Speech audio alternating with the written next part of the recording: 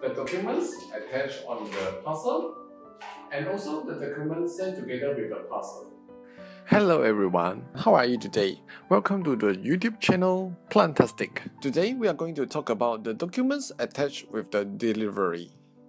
First, you'll get the tracking info with the tracking sheet that containing the recipient details such as name, phone number, and address, as well as the shipping details, tracking barcodes, and also the QR code of it. There will be the shipper's signature and also the date of shipment at the other half of the page. The courier service in charge was the United Parcel Service (UPS).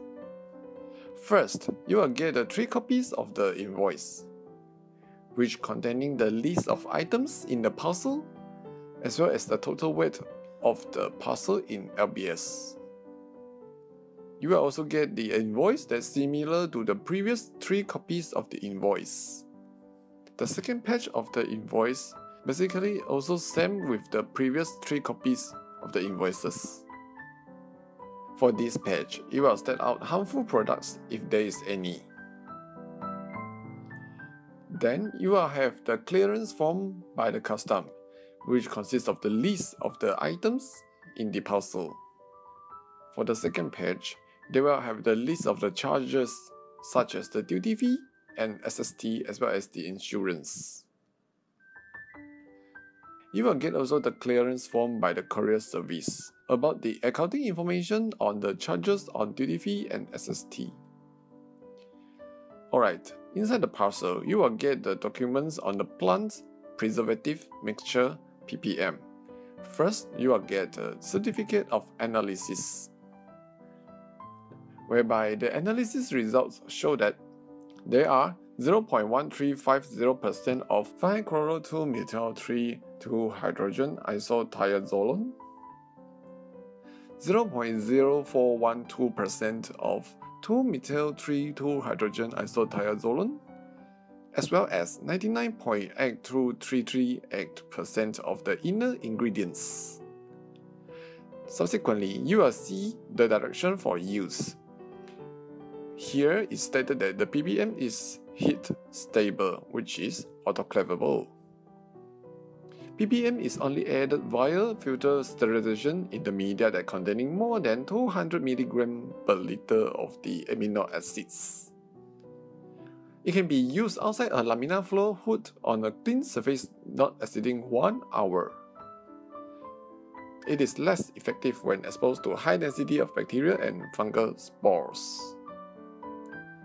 So, before we go into the details, let us look into the percentage that convert into concentrations in the unit of volume per volume. For example, here, 0.05% of ppm. Basically, this is how we get the percentage, which is 5 per 100 times 100%, which will get 5%. Therefore, we divide our example 0.05% by 100%, in which we will get 0.0005. 0.005 is equal to 5 per 10,000. So, to convert it into concentration by volume, which is the volume of ppm needed per total volume of the solution, the concentration are as follows. 5 over 10,000 times 100 ml, which is used to prepare rinsing solution, or 5 per 10,000 times 1000 ml for the medium preparation at 1 liter. Therefore, you will get 0.05 ml per 100 ml for rinsing solution if you are going to prepare the rinsing solution at 100 ml, or you need to use 0.5 ml of the ppm to prepare 1 liter of the medium. So, 0.05% of ppm means for 100 ml of the solution, 0.05 ml of the ppm, you need to top up with 99.95 ml of the distilled water. For 1 liter solution or medium, you need to prepare with 0.5 ml of ppm and top up with 99.5 ml of the solution. Alright, for the general dosage levels, Generally, we use the ppm at 0.05% to 0.2%, which is 0.5 ml per liter to 2 ml per liter. For callus proliferation, organogenesis, and embryogenesis, we need only about 0.05% to 0.075%. It will be 0.5 ml per liter to 0.75 ml per liter. For the endogenous contamination, if you are going to rinse the S plant with ppm, we need to cut 1 cm long S plant and shake gently in 4 to 12 hours in 4 to 5% of ppm, which consists of 40 to 50 ml per liter. Noted here is liter. If you are going to prepare in 100 ml, you need lesser volume. So, while rinsing the S plant with ppm, there is no need for you to add any 20/20 or adjust the pH. For the S plant without rinsing, herbaceous plants usually culture on the medium supplemented with 0.05 to 0.1% ppm, which is 0.5 to 1 ml per liter. For the woody plant, it can be cultured on the medium added with 0.2% of ppm, which is 2 ml per liter. If you want to rinse the seeds, you can stir it in 4% of ppm, which is 40 ml per liter, without the need of the 20/20 and adjust the pH. If you are not going to rinse the seeds, you can culture it onto the medium that supplemented with 0.1% of ppm, which is 10 ml per liter. To eliminate the agrobacterium, you need to add 0.2% of ppm, which is 2 ml per liter, together with the mixture of antibiotics into the medium. Generally, 50% of the ppm, which is 50 ml per 100 ml rinsing solution, it can be reused, but it is not recommended. The suggestions are as follows. You can prepare two solutions. Solution A is 50% of ppm for endogenous contamination for the surface sterilization purpose, whereas solution B is used by preparing the 50% of ppm for the contaminated in vitro culture. Solution B should be filter sterilized using 0.2 micrometer ultrafilter after each usage. In addition, 100% of ppm can be used, but not exceeding 10 minutes. For other range of the ppm to be used in the experiment, you can refer to the website of Plant Cell Technology for further information.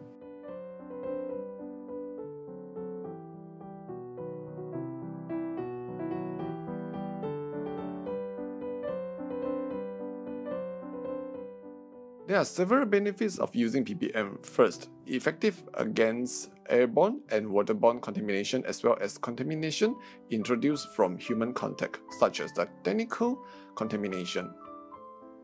It helps to eliminate endogenous contamination with optimal protocols. It does not impair the in vitro seeds germination, callus proliferation, callus regeneration, and auxiliary or adventitious organogenesis. However, the effectiveness varies according to the lab and plant conditions. Here are some disposal information. First, you need to dispose the media containing ppm in the same protocol of disposing media without ppm. Here is the emergency context. For further toxicology and chemical analysis results, please contact the following numbers. Next, we will look into the summary of precautionary statements. ppm can cause moderate eye irritation, may cause skin allergic reaction in some individuals. So, it is better to avoid the contact with eyes, skin, or clothing. It is harmful if swallowed. You need to wash thoroughly with soap and water after handling. It is better to keep away from child and pet. If someone accidentally swallowed, you may call a poison control center or doctor immediately for treatment advice. Sip a glass of water if the person is able to swallow. Do not induce vomiting unless told by the poison control center or doctor. Do not give anything to an unconscious person. If in ice, hold the eyes open and rinse slowly and gently with water for 15 to 20 minutes. Remove the contact lens after first 5 minutes of washing, then continue rinsing. It is better to call a poison control center or doctor for treatment advice. There are some precaution measures which are wearing the goggles, mask, gloves, and lab coat. If the ppm is on the skin, take off any contaminated clothing, rinse the part immediately with plenty of water for 15 to 20 minutes. Call a poison control center for treatment advice. Alright, how to store the ppm? The ideal storage temperature is 39 degrees Fahrenheit, which is 4 degrees Celsius. Do not store at the temperature in excess of 70 degrees Fahrenheit, which is 21 degrees Celsius. This is the material safety data sheets of the ppm. It consists of the identification of the substance and the company, hazard identification, which may cause the skin allergy, may cause the asthma symptom or breathing difficulties if inhaled. We need to avoid the breathing of the vapor of the chemicals. Wear the protective equipment such as the gloves, mask, goggles. Call a poison center or doctor for medical advice or attention. It also consists of the composition and the information on the ingredients. Subsequently, you will see there is some first aid measures which already discussed, firefighting measures, accidental release measure, handling and storage. After that, you will see the exposure controls or the personal protection. The physical and chemical properties of this ppm. ppm is a clear to light amber liquid that has a mild odor which has pH 3.8. It is infinite in water, which means it is miscible. Generally, it means that it is soluble in water.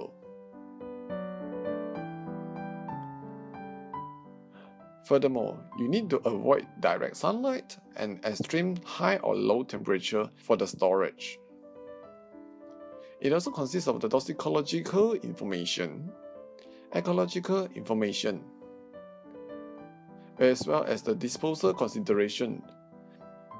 You need to dispose it in a safe manner in accordance with local, state, and federal regulations. It also consists of the transport information, regulatory information, and lastly, other informations such as the code for the health hazard. The other documents is the certification of analysis of the agar powder. It consists of the date of manufacture, date of expiry, quantity, and batch number. The pH of the agar powder is 7 with the gel strength of 1020 grams per cm square. The gelling temperature is about 35.8 degrees Celsius, in which the gel will be solidified at this temperature and lower. For the melting temperature, you need to heat up the medium containing the agar up to 88.9 degrees Celsius and above. The material safety data sheets of the agar powder consisting of the chemical products and company identification, the composition and the information on the ingredients, the hazard identifications, as it may have some potential health effects. First, you need to rinse the eyes with plenty of water at least 15 minutes if there is some residue in the eyes. Rinse the skin with plenty of soap and water for at least 15 minutes. Do not induce vomiting if swallowed. Give 2 or 4 cupfuls of milk or water if the victim is conscious and alert. remove yourself from the exposure and get some fresh air immediately if inhaled. One need to give oxygen if breathing is difficult and artificial respiration if not breathing. You may call the physician or doctor for medical advice. It also consists of the fire-fighting measures. Subsequently, you will see there is accidental release measure, handling and storage, in which you need to avoid the contact with eyes, skin, avoid ingestion and inhalation, wash the clothing before reuse. Keep it away from oxidizing materials and store in a cold, dry, well-ventilated area away from child and pets. It also consists of some exposure controls as well as some personal protections. In this MSDS, it listed some physical and chemical properties of this agar as well as the stability and reactivity. The following page consists of the toxicological information, ecological information, disposal information, transport information, and regulatory information. The last page of the MSDS will be the regulatory information together with some additional information. Don't forget to subscribe, share and turn on notification. Please like us at the Facebook page and also follow us at the Instagram. If you have any inquiries and cooperation, please email to plantastic.mind@gmail.com. This video is collaborated with Plant Cell Technology. Thank you for watching and have a nice day. Alright, so don't forget to put the promo code upon your purchase. And eventually you will get 10% discount from all the total items but with one-time use.